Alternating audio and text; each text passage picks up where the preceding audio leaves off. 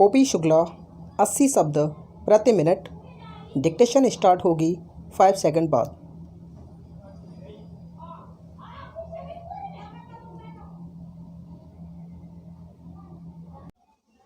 Dictation start होगी 5 second बाद।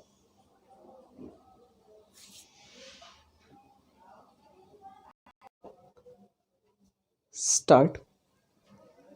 केंद्र सरकार ने पहली बार यह साहस भरा कदम उठाने का निश्चय किया है कि रेलवे लाइन को उखाड़ने या तोड़फोड़ करने वालों को मृत्युदंड दिया जाए।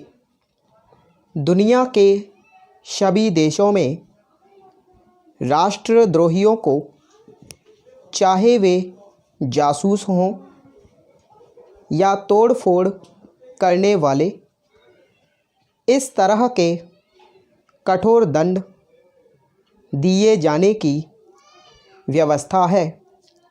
सरकार ने इस आशा से कि लोगों में सार्वजनिक संपत्ति की रक्षा करने की भावना जागेगी, इस तरह की कानूनी व्यवस्था से बचने की कोशिश की। एक कारण यह भी रहा कि मृत्युदंड समाप्त करने के पक्ष में जैसी जनभावना है, केंद्र सरकार ने उसका भी आदर करना उचित समझा। यही वजह थी कि 7 साल पूर्व जब भारतीय रेलवे कानून में संशोधित किया गया, तब 3 से 7 साल तक की कठोर कैद की ही व्यवस्था की गई।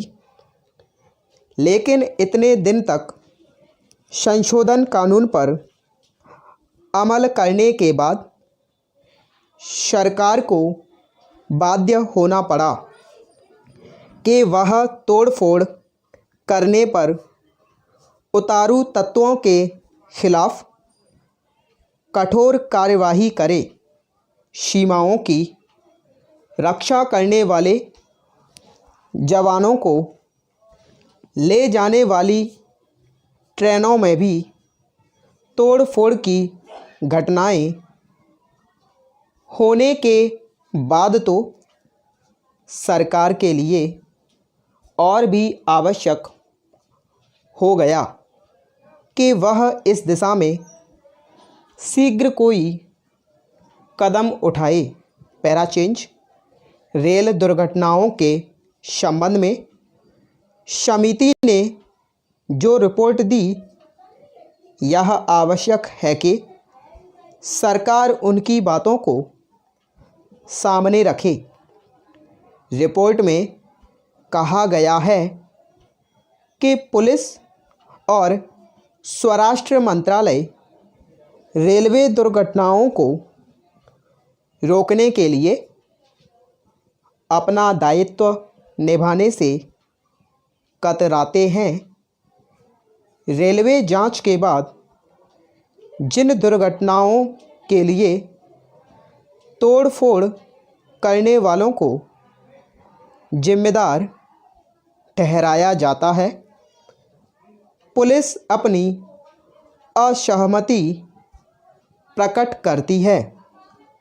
और जहां यह मानती है कि दुर्घटना तोड़फोड़ के कारण हुई, वहां ऐसे लोगों को गिरफ्तार करने में ढिलाई बरतती है।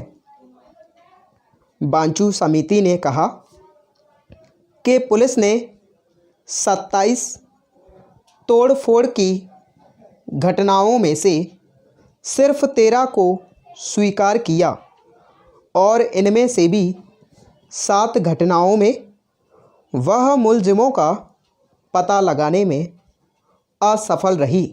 Para change. एक पिछले रेल मंत्री ने राज्य पुलिस और रेलवे पुलिस के बीच असहयोग और रेलवे संपत्ति की सुरक्षा में पुलिस की उदासीनता के प्रश्न पर प्रदेशों के मुख्यमंत्रियों से बात की थी।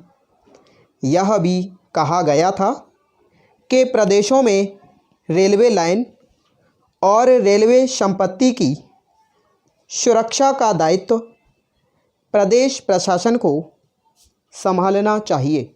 स्टॉप।